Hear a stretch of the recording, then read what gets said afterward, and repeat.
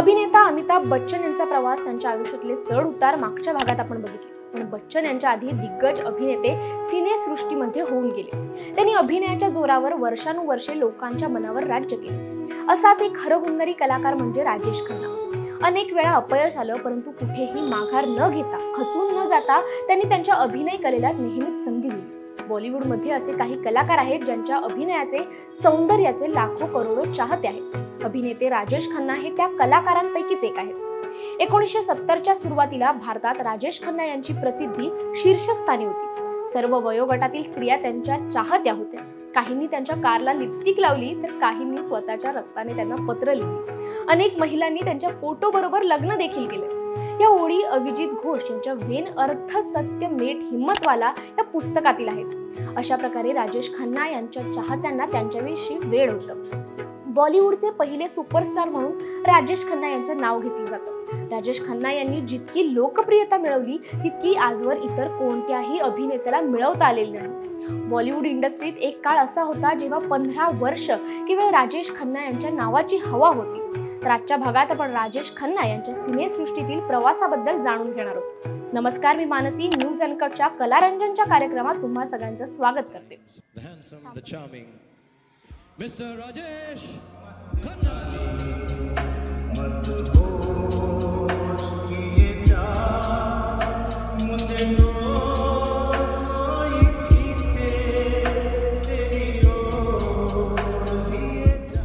राजेश खन्ना यांचा जन्म 29 डिसेंबर 1912 रोजी ब्रिटिश भारतातील पंजाब प्रांतातील अमृतसर येथे वडील लाला हिरानंद खन्ना आणि आई चंद्राणी खन्ना यांच्या घरी झाला।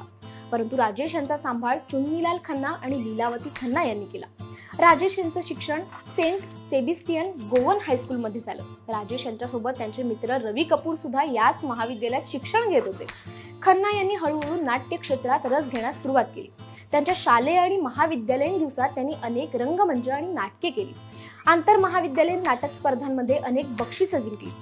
1966 मध्ये राजेश यांनी आखरी खत या चित्रपटातून पदार्पण केलं।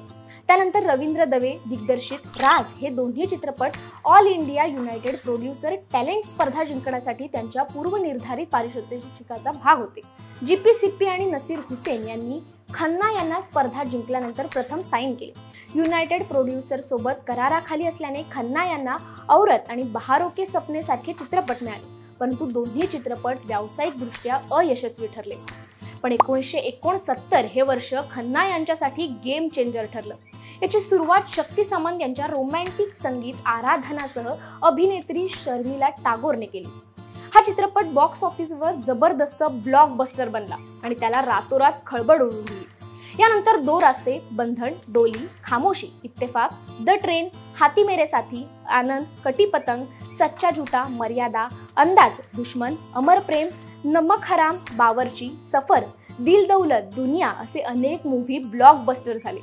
राजेश खन्ना सुपरस्टार तर झालेच, पण त्यांच्यासोबत आणखी एका गोष्टीने त्यांची बरोबरी केली होती, ती म्हणजे आर.डी. बर्मन यांची गाणी आणि किशोर कुमार यांचा आवाज।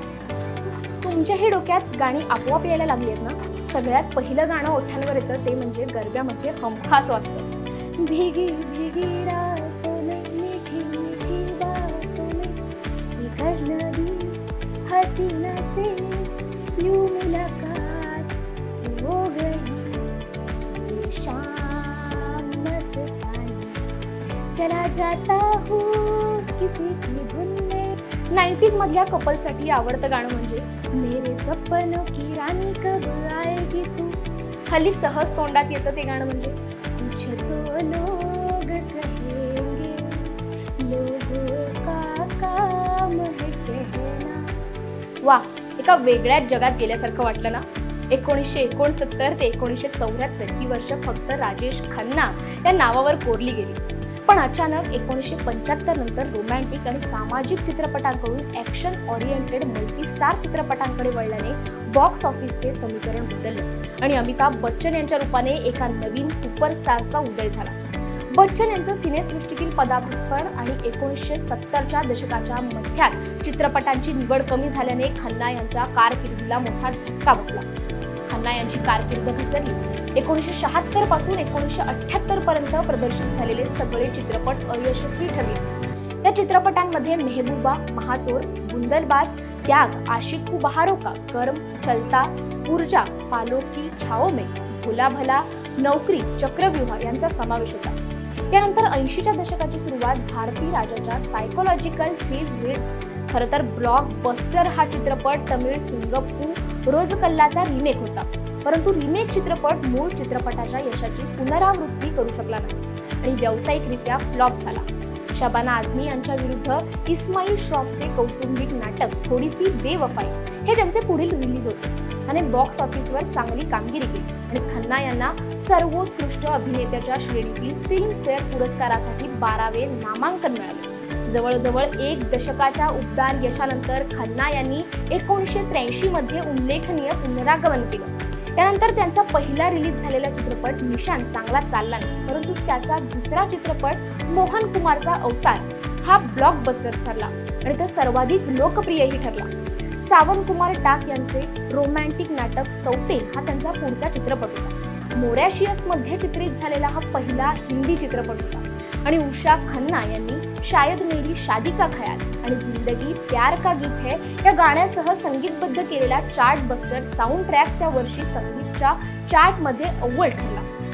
1991 पासून खन्ना यांनी अनेक वेळा सिनेसृष्टीत पुनरागमन केलं। यामध्ये बेगुनाह, रुपये 10 करोड, घर परिवार, सौतेला भाई, खुदाई, आ अब लौट चले, 2000च्या दशकात प्यार जिंदगी है, क्या दिल ने कहा, वफाए, डेडली लव्ह स्टोरी यासारख्या चित्रपटांसह पुनरागमन करण्याचा प्रयत्न केला, परंतु त्यापैकी कोणीही त्याला पुन्हा स्थापित करू शकलं नाही। खन्ना यांचा शेवटचा चित्रपट अशोक त्यागी यांच्या रियासत या खूप विलंबित ॲक्शन चित्रपट होता, जो 2014 मध्ये त्यांच्या मृत्यूनंतर प्रदर्शित झाला। समीक्षकांनी त्यावर टीका केली होती आणि ती बॉक्स ऑफिसवर फ्लॉप ठरली।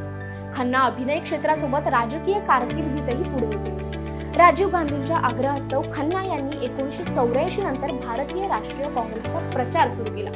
1991च्या लोकसभा निवडणुकीत नवी दिल्लीच्या जागेसाठी झालेल्या निवडणुकीत खन्ना यांचा लालकृष्ण अडवाणींकडून 1589 मतांच्या अल्प फरकाने पराभव झाला। 1992 मध्ये विद्यमान खासदार लालकृष्ण अडवाणी यांच्या राजीनाम्यानंतर पोटनिवडणूक घेण्यात आली। खन्ना यांनी पुन्हा जागा लढवली। शत्रुघ्न सिन्हा यांचा 25,000 मतांनी पराभव करून पोटनिवडणूक जिंकली। खन्ना हे भारतीय राष्ट्रीय काँग्रेसचे सदस्य होते। नवी दिल्ली मतदारसंघातून जिथे त्यांनी 1992च्या पोटनिवडणुकीत विजय मिळवला आणि 1996 पर्यंत त्यांची जागा कायम ठेवली। त्यानंतर त्यांना सक्रिय राजकारणात रस नव्हता। खन्ना जेव्हा खासदार होते तेव्हा त्यांनी नवीन अभिनय असाइनमेंट स्वीकारल्या नाहीत, तर त्यांनी फक्त खुदाई चित्रपटात काम केले। संसद सोडल्यानंतर ते INCचे राजकीय कार्यकर्ते होते आणि 2012च्या पंजाब निवडणुकीपर्यंत त्यांनी पक्षाचा प्रचार केला। राजेश खन्ना यांची अभिनय क्षेत्रातील किंवा राजकीय कारकीर्द आपण बघितली, पण राजेश खन्ना त्यांच्या वैयक्तिक आयुष्यासाठी चर्चेत असायचे। राजेश खन्ना यांचं पहिलं प्रेम अभिनेत्री अंजुम महेंद्र होती, परंतु तिच्यासोबत ब्रेकअप झाल्यानंतर अभिनेत्याने त्यांच्यापेक्षा वयाने लहान असलेल्या डिंपल कपाडियाशी लग्न करून सर्वांना आश्चर्यचकित केलं। मात्र राजेश आणि डिंपलचे नातेही अनेक चढ उतारांमधून गेले। एक वेळ अशी आली की दोघेही वेगळे राहू लागले, पण डिंपलने राजेश यांना घटस्फोट दिला नाही। डिंपल कपाडिया फक्त 16 वर्षाची असताना तिने राजेश खन्नासोबत लग्न केले होते। लग्नानंतर अभिनेत्री ट्विंकल खन्ना आणि रिंकी खन्ना या 2 मुलींची आई झाली। जेव्हा तिचे राजेश खन्नासोबत भांडण झाले तेव्हा अभिनेत्री तिच्या 2 मुलींसह घर सोडले। कॅन्सरमुळे राजेश खन्ना यांची तब्येत बिघडली तेव्हा 2012 मध्ये हे जोडपे पुन्हा एकत्र राहू लागले। डिंपलने शेवटच्या क्षणी राजेशची काळजी घेतली, मात्र कॅन्सरशी लढा देत या अभिनेत्याने 18 जुलै 2012ला जगाचा निरोप घेतला। त्यावेळी खन्ना यांच्या आनंद चित्रपटातील तो डायलॉग अगदी बरोबर सूट झाला। जिंदगी बड़ी होनी चाहिए, लंबी नहीं। भारताच्या राष्ट्रपती प्रतिभा पाटील यांनी त्या अभिनेत्याच्या निधनाबद्दल शोक व्यक्त केला। एका प्रसिद्धी पत्रकात त्या म्हणाल्या, राजेश खन्ना यांच्या निधनाबद्दल जाणून घेतल्याने मला दुःख झाले। एक अभिनेता म्हणून ते 1970च्या तरुण पिढीचे हृदयस्थ होते, ज्यांनी त्यांच्या आणि त्यांच्या शैलीवर स्वतःला मॉडेल करण्याचा प्रयत्न केला। पंतप्रधान डॉक्टर मनमोहन सिंग आणि नरेंद्र मोदी जे गुजरातचे मुख्यमंत्री होते त्यांच्या मृत्यूवर शोक व्यक्त केला। अमिताभ बच्चन, शाहरुख खान, आमिर खान, करण जोहर, शबाना आझमी, ऋषी कपूर यांच्यासह अनेक सेलिब्रिटींनी त्यांच्या मृत्यूनंतर त्यांना श्रद्धांजली वाहिली। 21 जुलै 2012 रोजी मुंबईतील वांद्रे येथील ताज लँड्स एंड हॉटेलमध्ये भव्य पद्धतीने आयोजित केलेल्या त्यांच्या प्रार्थना सभेला अनेकांनी हजेरी लावली। राजेश खन्ना यांची सगळी कारकीर्द पाहता 2013 मध्ये त्यांना मरणोत्तर पद्मभूषण प्रदान करण्यात आला. शेवटी इतकंच म्हणेन, भारतीय चित्रपट सृष्टीमध्ये राजेश खन्नासारखा सुपरस्टार ना कधी होता ना यानंतर कधी होईल. तर असा होता राजेश खन्ना यांचा सिनेसृष्टीतील प्रवास. तुर्तास व्हिडिओमध्ये इथेच थांबूयात. कलासृष्टीतील असे नवनवीन विषय घेऊन पुन्हा भेटूयात. तोपर्यंत पाहत राहा न्यूज अँड कट.